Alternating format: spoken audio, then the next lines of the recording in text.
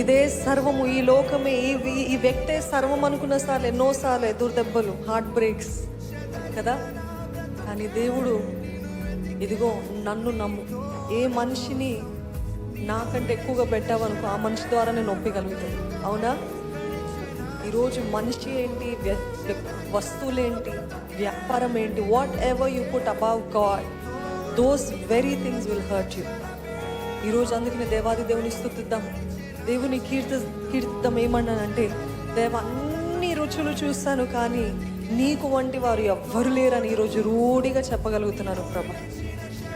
ఈరోజు ఎంతమంది పోరాటాలు ఉన్నారంటే, ఏదో ఒక పోరాటం, ఫినాన్షియల్గా కావచ్చు, ఎమోషనల్గా కావచ్చు, ఫిజికల్గా కావచ్చు, ఏదో ఒక పోరాటంలో ఉన్నవారు ఉంటే చేతులు ఎత్తి ఇంకా బిగ్గరగా హల్లెలూయా అని చెప్తారా?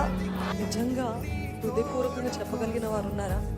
నో మ్యాటర్ వాట్ హ్యాపెన్స్, రోగం ఉందేమో, బాధ ఉందేమో, అప్పులేమో, వేదనేమో, అన్నీ ఉన్నప్పటికీ కూడా దేవా నీకు స్తుతులు అని చెప్పగలిగిన వారు ఎవరైనా ఉన్నారా?